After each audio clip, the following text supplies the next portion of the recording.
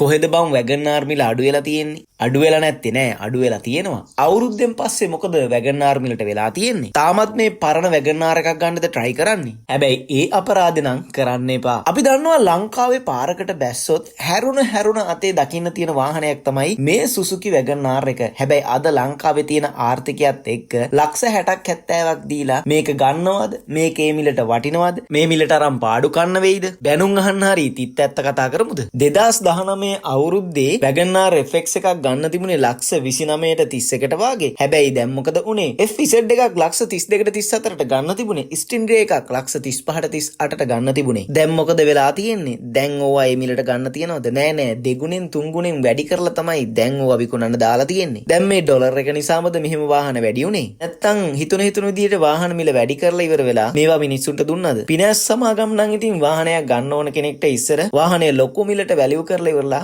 මාර විදියට ෆිනෑන්ස් එකක් දුන්නා. ඒවත් එක්කද මේ වාහන මිල මෙහෙම වැඩි වෙලා තියෙන්නේ? ඒකට කමෙන්ට් එකක් ඔයාලා දාගෙන යන්න. දැන් මේ වෙනකොට අපේ රටට වාහන එනවනේ. හැබැයි ඒ ආවට කොමේ වැගන්ආර් මිල අඩු වෙලා. අඩු වෙලා කියලා කිව්වහම හිතන්නේ ලක්ෂ 35ට 38ට ආයේ කියලාද? එහෙම නෙමෙයි. සාමාන්‍ය මිනිහෙකුට දැනෙන්න වාහනයක මිල අඩු වෙන්න ඕනේ. හැබැයි අපේ රටේ මොකද වෙන්නේ? අද ලක්ෂ 5ක් අඩු වුණොත් හෙට ලක්ෂ 2කින් ආයෙ වැඩි වෙනවා. මේ අවුරුදු 8ක් විතර පරණ එකක් ගන්නවට වඩා මේ 2026 එකක් ගන්න පුළුවන් හැකියාව තියෙනවා හොඳට. අවුරුදු 8ක් පරණ වැගන්ආර් එක ලක්ෂ 75ට විකුණනවා නම් 2026 වැගන්ආර් එක ලක්ෂ 78ට තියෙනවා. 2023 වැගන්ආර් ලක්ෂ 67 ඉඳන් මිල දාලා තියෙනකොට ඇයි බන් තාමත් මේ පරණ ඒවා ඔය මිල ගණන් වලට ගන්නේ? සමහරු කොම වෙලා ඉඳපු සෙට් එකක් ඉන්නවා. නැත්තම් යකෝ මේ අවුරුදු 8ක් විතර පරණ වැගන්ආර් එකක් ඔය මිල ගණන් වලට ගන්න යන්නේ නෑනේ. එම ගන්න නිසා තමයි තාමත් මේ මාකට් එකේ මේ පරණ වාහන මිල වැඩියෙන් දාගෙන යන්නේ. මම පෙන්නන්නම් 2015 වැගන්ආර් එකක් 2022 වාහන වැඩි වෙච්චහම තිබුණේ ලක්ෂ 43ට. ඊට පස්සේ 2023 ඔච්චර රටේ ආර්ථික ප්‍රශ්න ඩොලර් ප්‍රශ්න හැමදේම තියෙද්දි 2015 වැගන්ආර් එකක් ලක්ෂ 38ට විකුණා. 2024 මොකද උනේ? ඊට 18ක වැට් එකක් එනවා කියලා වාහන මිල අය වැඩි කරගත්තා. ඒත් එක්ක වැගන්ආර් එක 38ට විතර ගන්න තිබුණේවා ලක්ෂ 50ට 54ට දාන්න පටන් ගත්තා. හරි එහෙම දැම්ම ගියමුකෝ. දැන් ලංකාවට ඇති වෙන්න වාහන එනවනේ. සේල් වල පුරවලා වාහන තියෙනවා. හැබැයි ඉතින් එහෙම ආවත් 2025 උනේ වැගන්ආර් එක 2015 ලක්ෂ 60ට 65ට වැඩි වුණ එක. ඒ මොකද දන්නවද? වාහන එන්න ගත්තට පස්සේ අධික ලාභ තියාගෙන අලුත් වාහන විකුණන්න පටන් ගත්තා. කිව් මිලට වාහන මිනිස්සු ගත්තේ නැද්ද? වෙසෙල් එක, රේස් එක, ඔය වැගන්ආර් එහෙම කොහොමද ගියපු මිල? දැන් එහෙම මිල උඩ දාලා ගියපු වාහන අලුත් එව්වත් බරපන්තියෙන් අඩු වෙලා තියෙනකොට මේ පරණ වාහන වල මිල එහෙම අඩුවීමක් නැහැ. නිකන් අඩු වෙන්න එනවා, ආය නවතිනවා, ආය වැඩි වෙනවා වගේ නිකන් පෙන්නන්නේ කට්ටිය. කොහොම තියෙද්දි 2026 පෙබරවාරි වෙනකොට 2015 වැගන්ආර් එක ලක්ෂ 53ට 55ට ආවා. දැන් මොකද මේ අප්‍රේල් ගැන කතා කරන්න කලින්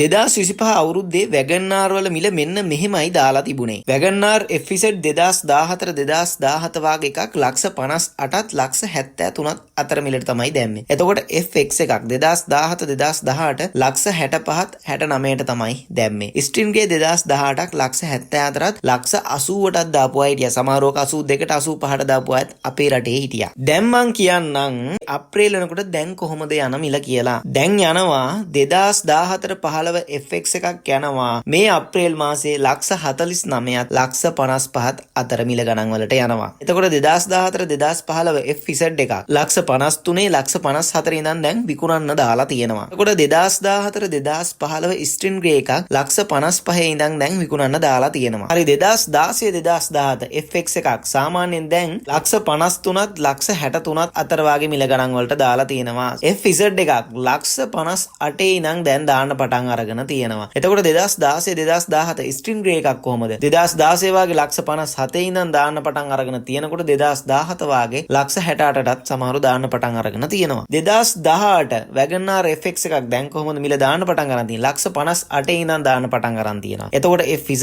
එකක් 2018 දැන් ලක්ෂ 60න් උඩ තමයි දාන්න පටන් අරන් තියෙන්නේ. එතකොට වැගන්ආර් ස්ටින් ග්‍රේ එකක් කොහොමද දැන් දාන්නේ? 2026 මේ අප්‍රේල් වෙනකොට ලක්ෂ 69ට 70ට තමයි දාන්න පටන් පටන් අරගෙන තියෙන්නේ. දැන් 2025ට වඩා මේ වැගන්ආර් මිල අඩු වෙලා නැද්ද? නෑ අඩු වෙලා තමයි තියෙන්නේ. ඒක දැනෙන්න අඩු වෙලා නෑ. මොකද අපේ රටේ මිනිස්සු බලන්නේ එකපාර ලක්ෂ 15කින් 20කින් 30කින් මේ වාහන කඩාගෙන වැටෙනවා නම්. හැබැයි ඉතින් එහෙම කඩාගෙන වැටෙන්න දෙන්නේ නෑ. මොකද මේවා වැඩි මිලට ගත්ත අය ඉන්නවා, ෆිනෑන්ස් දාලා ගත්ත අය ඉන්නවා. ඉතින් මේ මිනිස්සුන්ට සාධාරණයක් වෙන්න ඕනේ හින්දා ටික තමයි මේ වාහන මිල අඩු වෙන්නේ. හැබැයි අපේ රටේ අය මේ පරණ වාහන ඇයි ගිනි ගණන් වලට ගන්න කියන එක තමයි හිතන්න තියෙන්නේ. අර පරණ වැගන්ආර් ලක්ෂ 80 ගණන් වලින් දාපුවා 70 ගණන් වලින් දාපුවා දැන් 60 ගණන් වලට අඩු වෙලා තියෙනවා. හැබැයි ලක්ෂ 60 ගණනක් දීලා ඕකක් ගන්නවට වඩා ඇත්තටම 2023 වගේ වැගන්ආර් එකක් පර්සනල් ඉම්පෝර්ට් කරගන්න පුළුවන් ලක්ෂ 67 68 ඉඳන්. දැන් 2014 වැගන්ආර් එකක් කියන්නේ අවුරුදු 12ක් පරණ එකක්. ලක්ෂ 50න් උඩ දාලා තියෙන්නේ. සමහරු ඉන්න ඉතින් 49ට වගේ දාලා ඒත් ඉතින් ලක්ෂ 50මනේ. මේවා ගන්නවාද අවුරුදු 10ක් කියලා කියන්නේ. ඉතින් මේවල අනිවාර්යෙන් බැටරි එක එහෙමනම් ඉතින් දා ගන්න වෙනවා. ඇයි ඕවා ඔය මිල ගණන් වලට ගන්නෙ? අපේ රටේ පාවිච්චි කරපු වාහන ගැන කියන්න දෙයක් තියෙනවා. සමහරු ජීවිතේට සර්විස් කරන්නේ නැහැ. සමහරු පදිනා විතරයි ගන්න දෙයක් නැහැ. හැබැයි ඕවා විකුණන්න තියෙනකොට ඒවා තමයි සුපිරිම වාහන.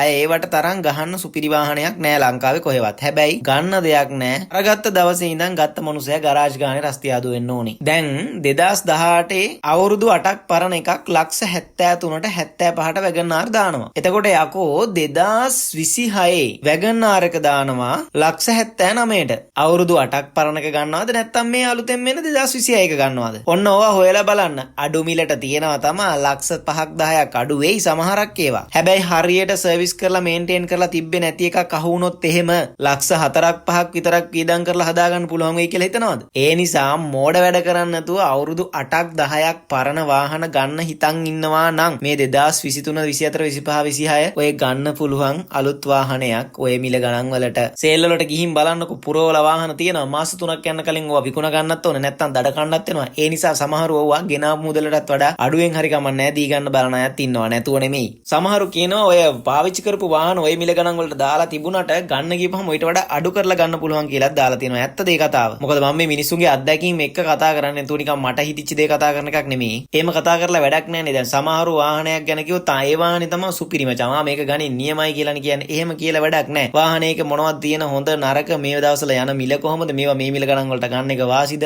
පාඩුද කියලා තමයි අපි කියන්න ඕනේ. නැතුව නිකන් අනේ මේක හොඳයි කියලා තෙල ගහන එක නෙමෙයි කරන්න ඕනේ. ඉතින් ඔන්න ඔහොමයි වැගන්ආර් වල මිල ඔන්න ඔහොමයි යන්නේ. ඒ නිසා අනේ දෙයනේ පරණ වාහන වලට අත ගහන්න එපා. පරණ වාහන අරගෙන කටු කාපු මිනිස්සු ඉන්නවා අම්බානකට. ඒ මිනිස්සු දාන කමෙන්ට් එහෙම බලන්නකො සමහරක් වීඩියෝ වල ජීවිතේම එපා වෙනවා සමහරුන්ට ඔය පරණ වාහනයකට අවුනොත්. ඉතින් වැගන්ආර් ගැන මම මෙහෙම ටිකකුත් කියන්නම්. වැගන්ආර් එක කියන්නේ ජපානයේ සුසුකි සමාගම 1993 දී හඳුන්වා දුන් ටෝල් බොයි කියන සංකල්පයට හඳුන්වා දුන්න වාහනයක්. ලංකාවේ මේ වාහනේ ආවේ 2014 විතර. එදා ඉඳන් අද වෙනකන් ලංකාවේ මැදපන්ති අයගේ පවුලේ සිහින වාහනේ වෙලා තියෙන්නේ මේ වැගන්ආර් එක. මුලින්ම වාහනේ ගැන පොඩ්ඩක් කියලා ඉන්න. 660cc 3 සිලින්ඩර් එන්ජින් එකක් තමයි මේකට තියෙන්නේ. වාහනේ නම් පොඩි පෙනුමක් තිබුණට හොඳ ඉන්ධන පිරිමැස්මක් තියෙනවා. CVT ගියර් බොක්ස් එකක් තමයි තියෙන්නේ. ගියර් මාරු වෙනවවත් දැනෙන්නේ නැහැ. ඒ තරමටම ස්මූත්. ගියර් ඔයිල් නියමිත වෙලාවට මාරු කරගත්තේ නැත්නම් ඉතින් ලොකු පාඩුවකුත් කන්න වෙනවා. වැගන්ආර් එකේ ග්‍රේඩ්ස් කීපයකුත් තියෙනවා.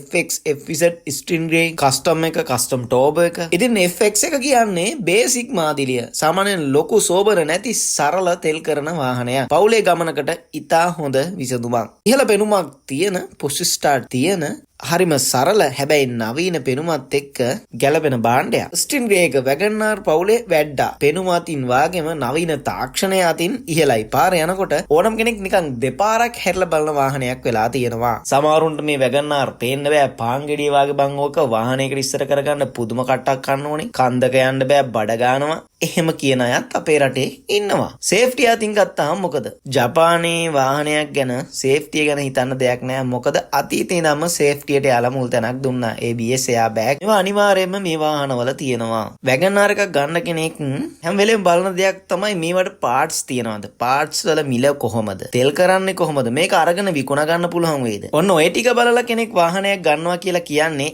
ඇත්තටම අනාගතය ගැන හිතන කෙනෙක්. නැත්තම් ඔය පාර්ට්ස් හොයාගන්න බැරි චයිනීස් කොරියන් වාහන අරගෙන අමාරුවේ වැටෙන අයත් ඔය අතරේ ඉන්නවා නැතුව නෙමෙයි. ලංකාවේ ඕනෑම පාරක මේ වැගන්ආර් එකට පාර්ට්ස් ගන්න තියෙනවා. අද අරගෙන හෙට දෙන්න පුළුවන් නිකන් චෙක් එකක් වගේ. කුඩා පවුලකට යන්න ඉඩකඩ පහසුව හොඳට තියෙනවා. මේ WagonR එක ලංකාවේ වාහන මාකට් එක උඩු යටිකිරු කරපු වාහනයක් වෙලා තියෙනවා. වාහන මිල රැල්ලට වැඩි වෙන කාලේ මේ WagonR එක දිහා බලලා තමයි සමහරු අනිත් වාහනවල මිලත් අඩු වැඩි කරේ. කාන්තා පාර්ශවයේ වාගේම පිරිම් පාර්ශවයේ හරි කැමති වාහනයක්. මොකද හසුරුවන්න ලේසි. ඕනෑම පටු පාරක හරවන්න තියෙනවා. අනිත් එක ට්‍රැෆික් එකට මරු. අනිත් එක තමයි ඉතින් තෙල් කිරීම අතින් ගත්තාම සමහරු නම් කියනවා නගරයේ ඇතුළත අපි සාමාන්‍යයෙන් කියන්නේ සිටි එකේ ලීටර එකට කිලෝමීටර් 15ක් 18ක් කරනවා කියනවා. ඒ වගේම තමයි ඉතින් ටවුන් ඒරියා එකකින් පිට සාමාන්‍යයෙන් 22ත් 25ත් අතර වාගේ කරනවා කියනවා. හැබැයි ඇත්තටම ඔය ගාන කරනවද? ඔව් වාහනය පදින කෙනා අනුව ඔය තෙල් කිරිල්ල නම් වෙනස් වෙනවා. දැන් මෙහෙම වර්ණනා කරාට මේ WagonR එකෙත් අවුල් නැද්ද?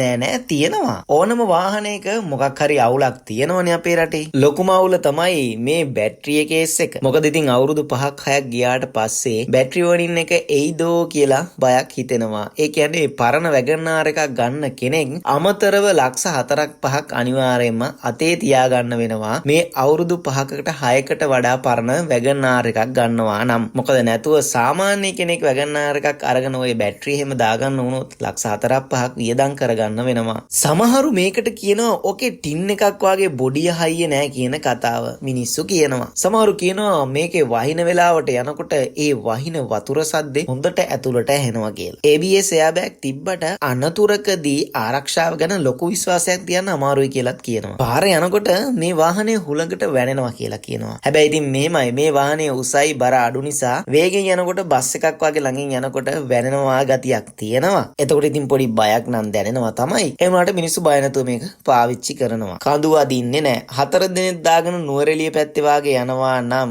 එන්ජිමේ සද්දේ විතරයි වාහනේ අදින්නේ වාගේ එකක් තියෙනවා. ඉතින් 660cc එන්ජිමක් නිසා ඒක දැනෙන්න පුළුවන්. වාහනයකට ඉස්සර කරගන්නත් හරි අමාරුයි කියලා තමයි සමහරු කියන්නේ. ඔව් කෑ ගහගෙන තමයි ඉතින් ඉස්සර කරන්න වෙන්නේ. තව සමහරු මෙන්න මෙහෙම කියනවා. මොකද දන්නවද? සීට් වල තියෙන සැප පහසුව මදි. දුර ගමනක් යනකොට සීට් වල සුව පහසුව මදි. කොන්දේ අමාරු වෙන්න බලනවා. ඉතින් ඔන්න ඔහොම අඩුපාඩු වාගෙම හොඳ නරක මේ වාහනේ කියනවා. ඉතින් ඔන්න ඔහොමයි WagonR වල මිල. එතකොට WagonR ගැන මිනිස්සු කියන්නේ මෙන්න මෙහෙම හොඳ මෙන්න මෙහෙම නරකත් කියනවා. එතකොට ඔයාලා හිතන්න පරණ WagonR එකක් ගන්නවද අලුත් WagonR එකක් ගන්නවද කොහොමද කියලා ඔයාලා හිතන්න. තව විස්තර හොයලා බලන්න. මේ වීඩියෝ එක වැදගත් වෙන්නේ නැති කියලා හිතනවා. එහෙනම් ඉතින් අලුත් වීඩියෝ එකකින් හම්බෙන්නම්. සියලු දෙනාටම ජය වේවා. සුබ දවසක්.